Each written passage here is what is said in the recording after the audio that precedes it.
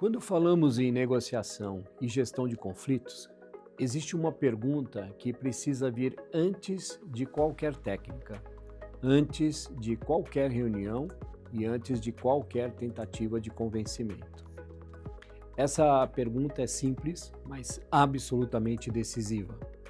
Quem realmente influencia essa mudança e o que essas pessoas têm a perder ou a ganhar? Grande parte das mudanças em organizações públicas e sistemas complexos fracassa porque são tratadas como problemas técnicos, quando na verdade são problemas políticos e humanos. E política aqui não é partido, é disputa de interesse, de poder, de recursos e de reconhecimento.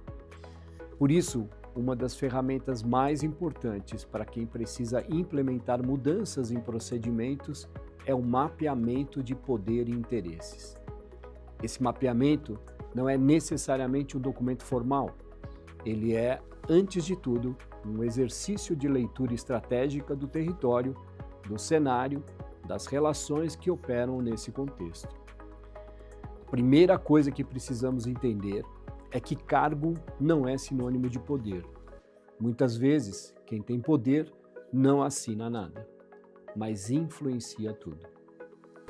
Por isso, o primeiro passo do mapeamento é responder a 4 perguntas fundamentais.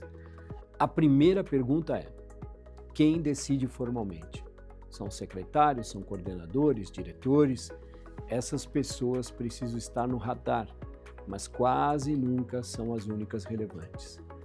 A segunda pergunta é: quem influencia a decisão?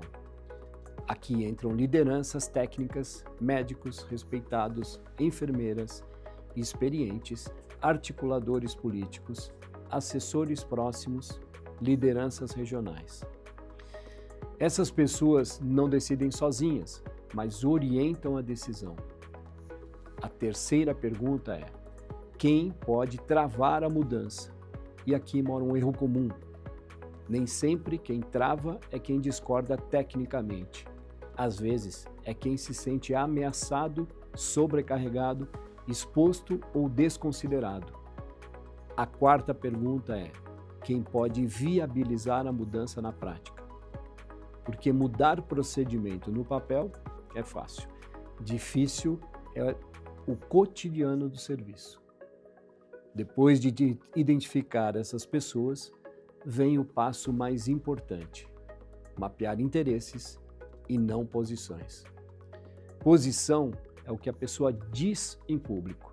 Interesse é o que está por trás da fala explícita.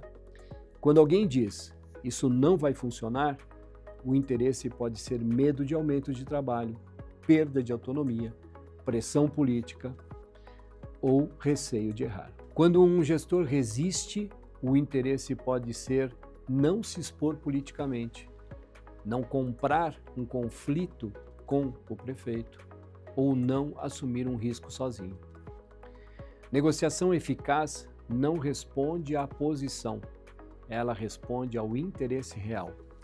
É aqui que o mapeamento se conecta diretamente ao planejamento estratégico situacional. No momento explicativo do PES, o que estamos fazendo é exatamente isso: identificando atores, interesses, recursos, restrições e conflitos.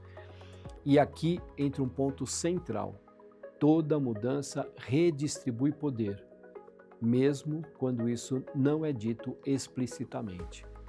Se um novo procedimento aumenta a transparência, alguém perde controle. Se muda o fluxo, alguém perde protagonismo. Se padroniza, alguém perde autonomia.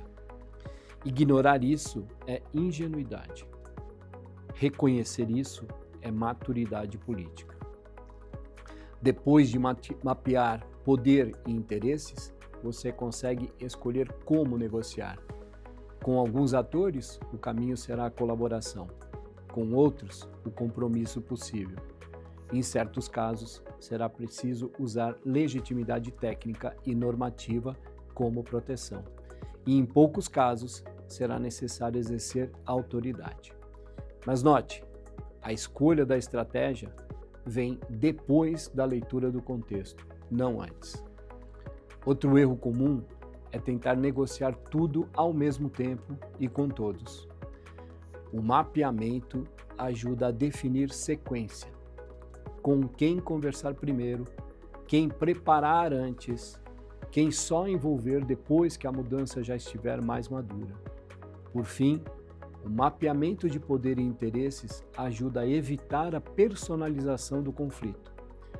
Quando entendemos que a resistência não é contra nós, mas contra o impacto da mudança, o conflito deixa de ser pessoal e passa a ser gerenciável.